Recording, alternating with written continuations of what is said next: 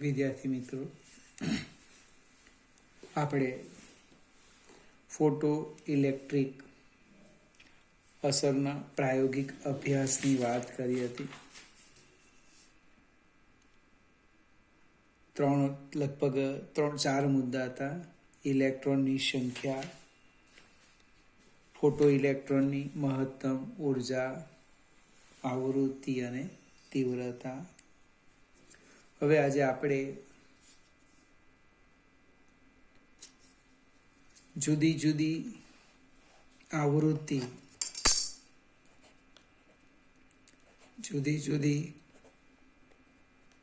આવૃત્તિ અને તીવ્રતા માટે ફોટો ઇલેક્ટ્રિક પ્રવાહ વિરુદ્ધ કલેક્ટર પરનો સ્થિતિમાન વીનો આલેખ દોરી એની ચર્ચા કરવાના છે. ફરીથી અલગ અલગ જુદી જુદી આવૃત્તિ અને તીવ્રતા માટે પ્રવાહ વિરુદ્ધ કલેક્ટરના વોલ્ટેજનો આલેખ દોરવાના છે. એ આલેખ કઈ રીતે છે તે સમજાવું.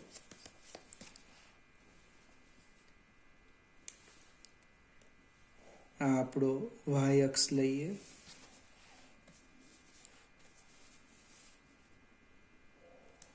આ એક્સ અક્ષ લઈએ. કલેક્ટર પરનું સ્થિતિમાન, એનોડ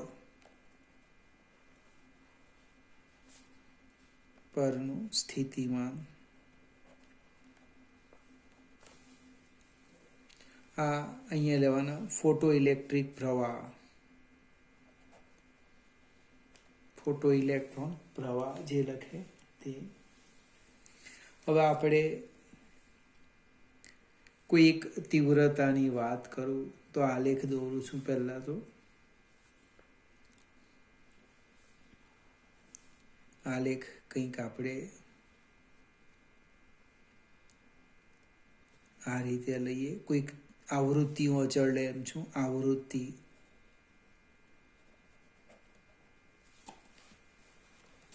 ધારો કે ν1 એ હું અચળ રાખું અને તીવ્રતા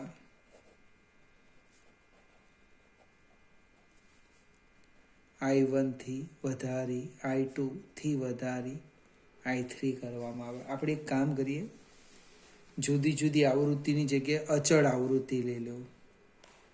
અચળ આવૃત્તિ માટે ફોટો ઇલેક્ટ્રોન પ્રવાહ વિરુદ્ધ વોલ્ટેજનો આલેખ, તીવ્રતા બદલવાનો. પછી આપણે તીવ્રતા અચળ રાખીને આવૃત્તિ લઈશું. હવે ધારો કે હું મારી રીતના આલેખ દોરું છું. આ તીવ્રતા I1 લેમ છું તો એનો આલેખ કંઈક મને આમ મળે છે. આમ તીવ્રતા I1 થી વધારીને I2 કરું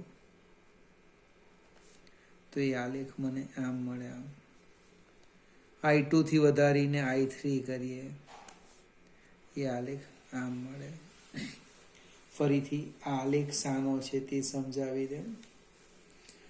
અચળ આવૃત્તિ માટે જુદી જુદી તીવ્રતાના માટે ફોટો ઇલેક્ટ્રોન પ્રવાહ વિરુદ્ધ કલેક્ટરના સ્થિતિમાનનો આલેખ છે. હવે આ ધન વિભવ ને આ બાજુ આવવાનું ઋણ વિભવ, આ ધન વિભવ અને આ લેવાના ઋણ વિભવ. વિભવ મીન્સ ઋણ સ્થિતિમાન અને આ બાજુ લઈએ કલેક્ટરનું ધન સ્થિતિમાન. ધન સ્થિતિમાન હોય એટલે પ્રવાહમાં શું થાય? ધીમે ધીમે વધારો થાય. પછી કેવો બની જાય? અચળ બની જાય. આમ હવે આલેખ પરથી જોઈ શકીએ, શું જોઈ શકાય કે તીવ્રતા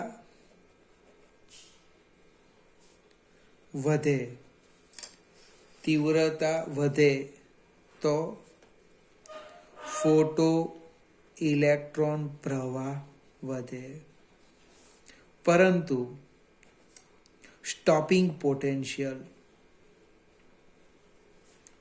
સ્ટોપિંગ પોટેન્શિયલ કેવો રહે? અચળ. ફરીથી આલેખ શું કહે છે? તમે તીવ્રતા I1 થી વધારી I2, I2 થી વધારી I3, પ્રવાહ વધતો જાય છે, પણ તમને દરેક વખતે સ્ટોપિંગ પોટેન્શિયલ કેવો મળે છે? અચળ મળે છે. -V0 લખી દેવું. ફરીથી આલેખ પરથી જોઈ શકાય શું કે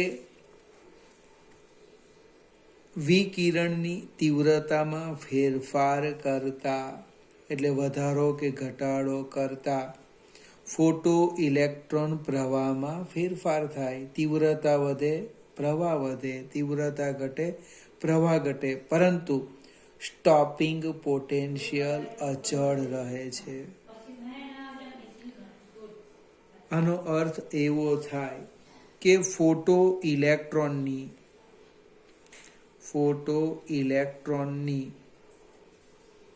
મહત્તમ ગતિ ઉર્જા એ તીવ્રતા પર આધાર રાખતી નથી. ફરીથી વાક્ય જોજો.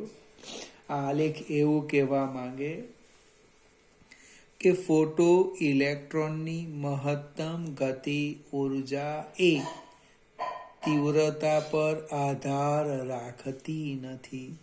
એને તીવ્રતા સાથે કોઈ લેવા દેવા નથી. કોણ કહે છે? આલેખ કહે છે. પ્રાયોગિક પરિણામ કહે છે.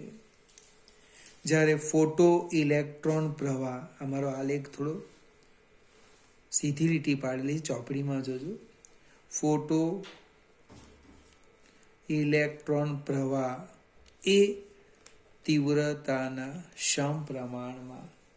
તીવ્રતા વધે, ફોટો ઇલેક્ટ્રોન પ્રવાહ વધે. તીવ્રતા ઘટે, ફોટો ઇલેક્ટ્રોન પ્રવાહ ઘટે. હવે આપણે એક સ્ટેપ આગળ જઈએ. તીવ્રતા અચળ રાખીએ. તીવ્રતા અચળ અને જુદી જુદી આવૃત્તિ માટે પ્રવાહ વિરુદ્ધ વોલ્ટેજનો આલેખ દોરીએ. તો એ આલેખ કેવો મળે તે સમજાવું. આપણે એનાનો સરખો આલેખ દોરીએ આ રીતના.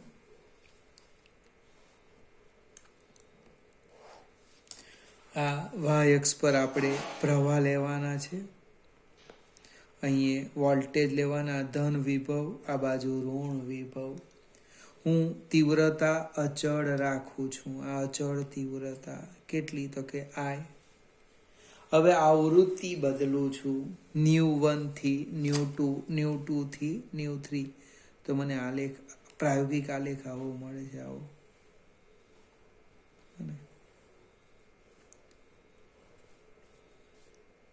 આ ઋણ વિભવ છે. આ જે આવૃત્તિ છે ν1, ν2 અને આ છે ν3.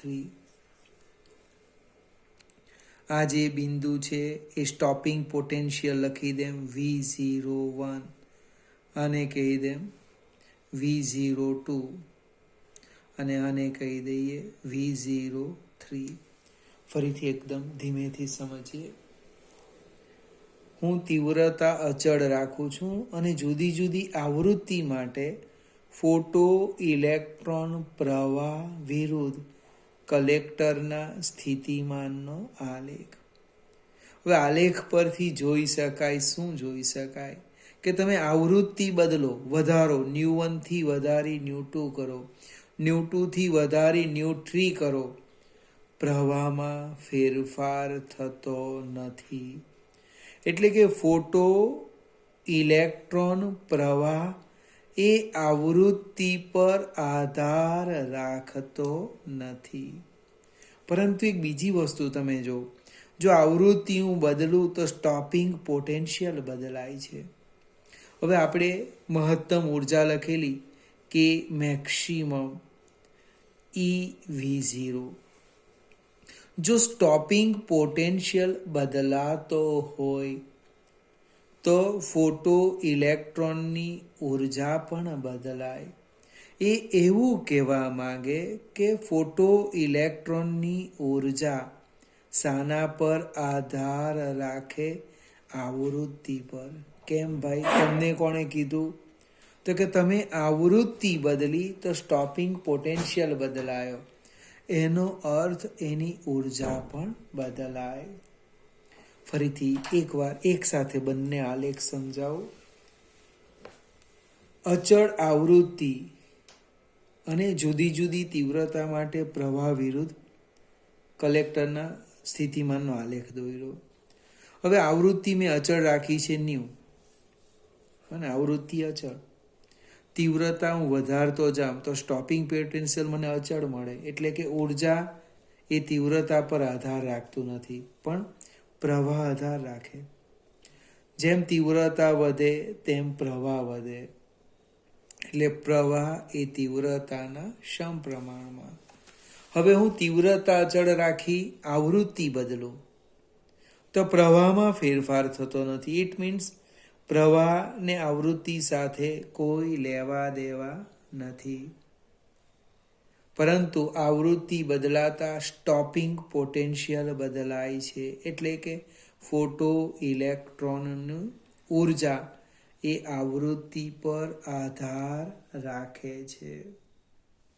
હવે સેજ કોમન ચર્ચા કરીએ. આજે પ્રાયોગિક આ પરિણામ છે, એ પરિણામ શું કહે? તો કે પહેલો મુદ્દો, એક પ્રાયોગિક પરિણામ કે ફોટો ઇલેક્ટ્રોનની ઉર્જા આવૃત્તિ પર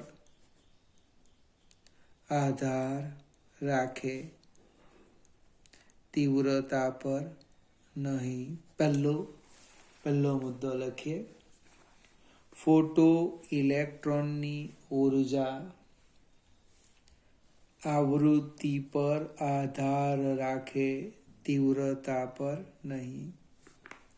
બીજો મુદ્દો લખીએ. ફોટો ઇલેક્ટ્રોનની સંખ્યાનો અર્થ પ્રવાહ, એ તીવ્રતા પર આધાર રાખે, આવૃત્તિ પર નહીં. બે મુદ્દા આલેખ પરથી લખ્યા. ત્રીજો મુદ્દો, જો આપાત પ્રકાશની આવૃત્તિ એ થ્રેશોલ્ડ આવૃત્તિ કરતા ઓછી હોય તો ગમે તે તીવ્રતા માટે પ્રવાહ કેવો મળે છે? શૂન્ય મળે છે. જો આપાત પ્રકાશની આવૃત્તિ એ થ્રેશોલ્ડ આવૃત્તિ કરતા ઓછી હોય તો પ્રવાહ તીવ્રતા વધારો પણ પ્રવાહ કેવો મળે? શૂન્ય મળે છે. કોણ કહે છે? પ્રાયોગિક પરિણામ કહે છે. ત્યાર પછીનો મુદ્દો ચોથો, ફોટો ઇલેક્ટ્રોન નું ઉત્સર્જન તત્કાળ થાય છે. ફોટો ઇલેક્ટ્રોનનું ઉત્સર્જન તાત્ક્ષણિક થાય છે. બને તમે પ્રકાશ આપાત કરો, બને વિકિરણ સપાટી પર આપાત કરવામાં આવે અને 10⁻⁹ સેકન્ડમાં ફોટો ઇલેક્ટ્રોનનું ઉત્સર્જન થાય. ત્યાર પછી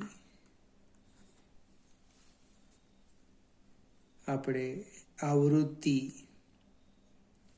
વિરુદ્ધ સ્ટોપિંગ પોટેન્શિયલ એટલે કે વોલ્ટેજ નો આલેખ કેવો મળે છે? સુરેખ મળે છે.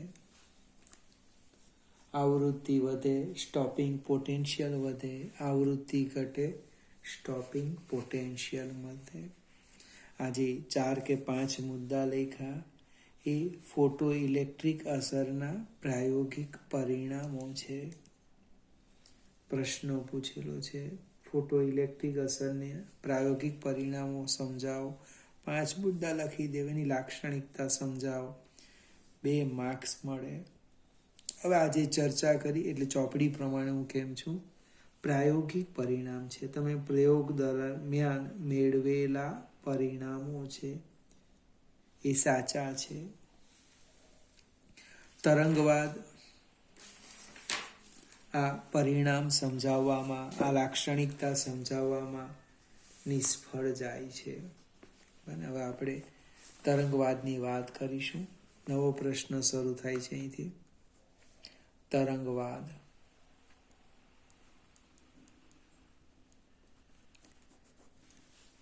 તરંગવાદ ફોટો ઇલેક્ટ્રિક અસરના પ્રાયોગિક પરિણામો, એની જે લાક્ષણિકતાઓ એ સમજાવી શકતો નથી. એની હવે આપણે ચર્ચા કરીએ. લખવાનું ટૂંકમાં, હું ભલે સમજાવું, તમારે તમારી રીતે તૈયાર કરવાનું. તરંગવાદ શું કે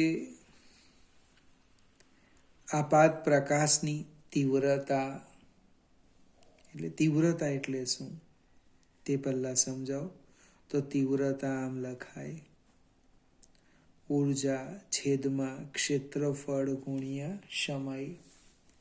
એટલે કે એકમ ક્ષેત્રફળવાળી સપાટી પર એકમ સમયમાં આપાત થતી ઉર્જાને તીવ્રતા કહે છે. હવે એક ઉદાહરણ આપું. ધારો કે આપણું આ વર્ગખંડનું ટેબલ છે. એ ટેબલ ઉપર એક આપણે ડસ્ટર લઈ લઈએ તો એક પથ્થર પડેલો છે. હવે એ પથ્થર છે એની આપણે ક્લાસમાં સ્પર્ધા રાખીએ કે કોણ એને દૂર મોકલે. 3 વિદ્યાર્થીઓ છે, 1, 2 અને 3. એને ફેંકવાનો છે. પ્રક્ષિપ્ત ગતિનું નોલેજ 3 વિદ્યાર્થી પાસે છે. 3 પ્રક્ષિપ્ત કોણ 45 ડિગ્રીનો લે છે. તો તરંગવાદ અનુસાર એવું કહેવાય કે જે વિદ્યાર્થી પાસે તાકાત વધારે હશે એ પથ્થરને દૂર મોકલશે, અને જેની પાસે ઉર્જા વધારે એ પથ્થરને ગતિ ઉર્જા પણ વધારે આપે. આપણે એક કામ કરીએ, આ જે નંબર 1 છે એ બાળકની ઉંમર લખી દઈએ. કેટલી? તો કે 7 વર્ષ. આ નંબર 2 છે કે 3 છે, એની ઉંમર કેટલી? તો કે 20 વર્ષ. તો તરંગવાદ શું કે, એટલે આપણે પ્રયોગની વાત કરીએ, દલીલ નહીં કરવાની. કે 7 વર્ષ એટલે લગભગ બીજા કે પહેલા ધોરણનો વિદ્યાર્થી. અને આપણે અહીંયા 17 વર્ષ લખી દઈએ. 12 ને 5 17, 18 વર્ષ એટલે 12મા ધોરણનો વિદ્યાર્થી. આ બંને આ પથ્થરને ફેંકે તો આપણે એવું કહી શકીએ કે આ બાળક કરતાં આની પાસે તાકાત વધારે, એટલે પથ્થરને ગતિ ઉર્જા પણ વધારે મળશે. એટલે તરંગવાદ શું કે, તરંગવાદ, હવે હું આ ચર્ચા પરથી વાક્ય લખવાનું છે કે ફોટો ઇલેક્ટ્રોનની ઉર્જા તીવ્રતા પર આધાર રાખે. કેમ? તો કે જેની ઉર્જા વધારે એની તીવ્રતા વધારે. એટલે વધારે તીવ્રતાવાળો પ્રકાશ જે ઇલેક્ટ્રોનનું ઉત્સર્જન કરશે એની ઉર્જા પણ વધારે હોય. ખોટું નથી. જો તમે આ સમજાવો. મેં 7 વર્ષ અને 18 વર્ષના બાળકની વાત કરી. તો આપણે જોઈએ કે 12 વિજ્ઞાનનો વિદ્યાર્થી આ પથ્થરને ફેંકે ત્યારે એને પ્રાપ્ત ગતિ ઉર્જા આના કરતાં વધારે. કેમ? તો કે એની પાસે તાકાત વધારે છે. ફોટો ઇલેક્ટ્રોનની ઉર્જા એ તીવ્રતા પર આધાર રાખે. અને જેમ તીવ્રતા વધારે તેમ ફોટો ઇલેક્ટ્રોનની ઉર્જા પણ વધારે. પ્રાયોગિક પરિણામ શું કે ઉર્જા એ તીવ્રતા પર આધાર રાખતું નથી. તરંગવાદે તો કીધું ભાઈ, તીવ્રતા ફોટો ઇલેક્ટ્રોનની ઉર્જા એ તીવ્રતા પર આધાર રાખે. જેમ તીવ્રતા વધારે, જેમ પ્રકાશ શક્તિશાળી, વધુ ઉર્જાવાળો, વધુ તીવ્રતાવાળો, તો એની મદદથી જે ઇલેક્ટ્રોનનું ઉત્સર્જન થાય એની ઉર્જા પણ વધારે હોય. આ કોણ કે? તરંગવાદ. પ્રયોગ શું કે? ઉર્જા એ તીવ્રતા પર આધાર રાખતું નથી, એને કોઈ સંબંધ જ નથી. એટલે તરંગવાદને આ પહેલી નિષ્ફળતા મળે. બીજી, તરંગવાદ શું કે? તો કે ઉર્જાને આવૃત્તિ સાથે કોઈ સંબંધ નથી. આપણે ઉપર સૂત્ર લખેલું છે, તીવ્રતા બરાબર ઉર્જા છેદમાં ક્ષેત્રફળ સમય. આમાં આવૃત્તિ આવતી જ નથી. એટલે તરંગવાદ શું કે ઉત્સર્જાતા ફોટો ઇલેક્ટ્રોનની જે ઉર્જા છે એને આવૃત્તિ સાથે કોઈ સંબંધ નથી. પ્રયોગ શું કે? પ્રયોગ કે ફોટો ઇલેક્ટ્રોનની ઉર્જા એ આવૃત્તિ પર આધાર રાખે. જો બંનેની ચર્ચા અલગ અલગ ચાલે. તરંગવાદ શું કે? ઉર્જાને આવૃત્તિ સાથે કોઈ સંબંધ નથી. પ્રયોગ શું કે? ફોટો ઇલેક્ટ્રોનની ઉર્જા એ આવૃત્તિ પર આધાર રાખે. આવૃત્તિ વધે, ઉર્જા વધે. આવૃત્તિ ઘટે, ઉર્જા ઘટે. તરંગવાદ આ પણ સમજાવી શકતો નથી. ત્રીજો મુદ્દો છે તત્કાળ ઉત્સર્જન. તત્કાળ ઉત્સર્જન એટલે મજાની ચર્ચા છે. એ પણ હું તમને એક ઉદાહરણની મદદથી પહેલા આપણે સમજવા પ્રયત્ન કરીએ. તરંગવાદ શું કે? દાખલા તરીકે આપણો જે ક્લાસરૂમ છે એમાં સ્ટેજ પડેલું છે. સ્ટેજ. પ્રશ્ન એવો છે કે આ જે સ્ટેજ છે એને મારે ઊંચકીને બહાર રાખી દેવાનું છે. એટલે એક વિદ્યાર્થી આવે છે, એ ઊંચકવા પ્રયત્ન કરે, ઊંચકાતું નથી. બીજો આવે, ત્રીજો આવે, ચોથો આવે, પાંચમો વિદ્યાર્થી આવે. બની શકે એટલી ઉર્જા મળે તો એ ઊંચકીને એને ખસેડી કાઢશે. પણ એના માટે આપણે શું કરવું પડે? રાહ જોવી પડે. રાહ. ખ્યાલ આવે છે ને? આમાં ખોટું કંઈક હોય તો મને કહો. તરંગવાદ શું કે આ સ્ટેજને ખસેડવું હોય તો તમે અડકો એટલે ખસવાનું નથી, એને રાહ જોવી પડે. રાહ. એક વિદ્યાર્થી થાય, 2, 3, 4, પછી એ ખસશે. એટલે હું તરંગવાદની વાત સમજાવું કે આ મારી પાસે ધાતુ છે. જોજો તરંગવાદ શું કે એક ટુકડો છે, એમાં આ 10 ઇલેક્ટ્રોન છે. આ રીતના. હવે આ જે ઇલેક્ટ્રોન છે ટપકા મૂકેલા, એ ધાતુ સાથે બંધન ઉર્જાથી બંધાયેલા છે. બને જકડાયેલા છે, બંધાયેલા છે.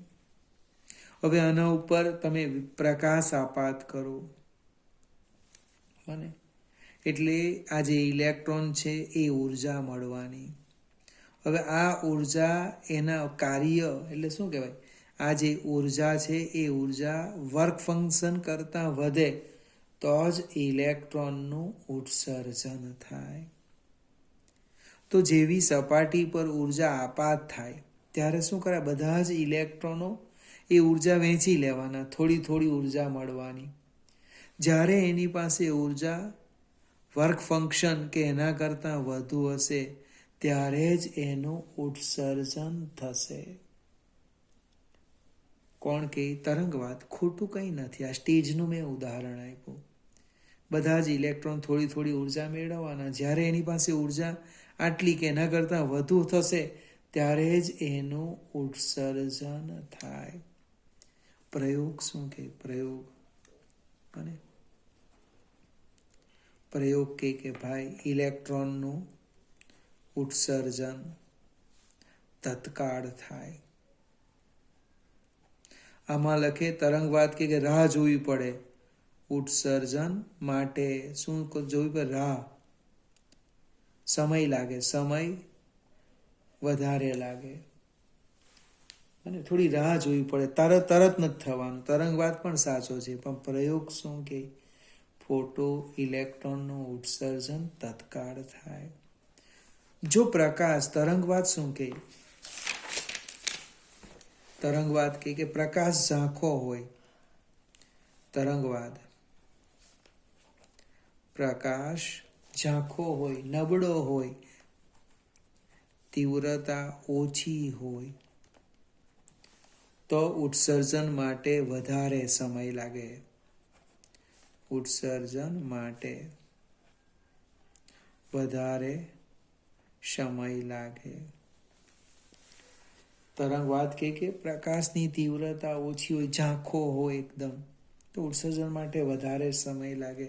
પ્રયોગ શું કે પ્રયોગ, અને પ્રકાશ ગમે તેટલો ઝાંખો હોય, એમ કે પ્રકાશ ગમે તેટલો ઝાંખો હોય પરંતુ તેની તેની આવૃત્તિ એ થ્રેશોલ્ડ આવૃત્તિ કરતાં જો મોટી હોય તો તત્કાળ ઉત્સર્જન થાય છે. વિદ્યાર્થી મિત્રો, આપણે આને સમજવા પ્રયત્ન કરીએ આપણા જીવન સાથે. તરંગવાદ શું કે પ્રકાશ ઝાંખો છે એટલે ઘણી રાહ જોવી પડશે. પ્રયોગ ના પાડે. પ્રકાશ ગમે એટલો ઝાંખો હોય પણ એની આવૃત્તિ જો થ્રેશોલ્ડ આવૃત્તિ કરતાં વધારે હોય તો તત્કાળ ઉત્સર્જન થાય. તમારી જે કામ કરવાની આવૃત્તિ છે, ભાવના છે, તમે ભૂતકાળને યાદ કરીને વિચારો કે જે કામમાં તમને ઇન્ટરેસ્ટ હશે ને એ કામમાં કોઈ તકલીફ જ નહીં આવે, અવરોધ ઝીરો. જે કામ તમને ગમતું છે, જે થિયરી તમને આવડતી છે, જે પ્રશ્ન તમને ખબર છે, જેવો તમે તૈયાર કરવા બેસો તો અવરોધ ઝીરો. પણ જે પ્રશ્નમાં ઇન્ટરેસ્ટ ન હોય, મન ન હોય, અને મન એ લેસ ધેન થ્રેશોલ્ડ આવૃત્તિ હોય તો જેવી શરૂઆત કરો તેમાં અનેક વિઘ્ન આવે, એ પ્રશ્ન જ પૂરો નહીં થાય. અને તમે કોઈ પણ ફિલ્મ જો, તે ફિલ્મની અંદર પણ આનું પાલન થાય. મન મજબૂત હોય તો બધું જ શક્ય છે. એટલે હંમેશા જ્યારે કામ કરવા બેસે ત્યારે આપણા મનની જે આવૃત્તિ છે કામ કરવાની, એ હંમેશા કેવી હોવી જોઈએ? થ્રેશોલ્ડ આવૃત્તિ કરતાં મોટી હોવી જોઈએ. પછી ભલે તમે ઉર્જામાં નબળા હોય, હોસ્પિટલમાં દાખલ થયેલા હોય, જે હોય તે, પણ જો તમારું મન મજબૂત હોય તો તમારા કામ કેવા છે? ખૂબ સરળતાથી થાય છે. ટૂંકમાં આ 4 મુદ્દા છે, બને એ પૂછી શકાય. જો 2 માર્કમાં પૂછે, અવાર સુધી મેં સમજાયું એમાં 2 જ પ્રશ્ન આવ્યા કે ફોટો ઇલેક્ટ્રિક અસરના પ્રાયોગિક પરિણામ અથવા લાક્ષણિકતા સમજાવો. એટલે એટલા 4 મુદ્દા આજે હમણાં જોયા ને સવારે, એ લખો, 2 માર્ક આવે. ક્યાં આ પૂછે તરંગવાદની નિષ્ફળતા. ને મને એવું લાગે નિષ્ફળતા પૂછવી જોઈએ. નિષ્ફળતા પૂછે તો જ વધારે ખ્યાલ આવે. કમ્પેરિઝન કરો, કંઈ ભૌતિક વિજ્ઞાન સમજેલા છે એવું લાગશે.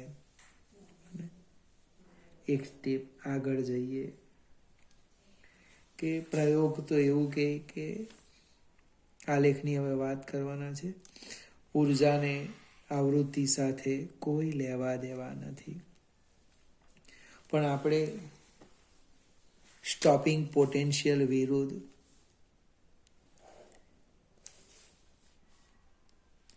આવૃત્તિનો આલેખ દોરીએ અને આપણા જ્ઞાનો લઈ લઈએ. અહીંયા હું સ્ટોપિંગ પોટેન્શિયલ લઈ લઉં અને અહીંયા આવૃત્તિ લઈ લઈએ તો એ જે આલેખ છે એ આવો મળે છે. અને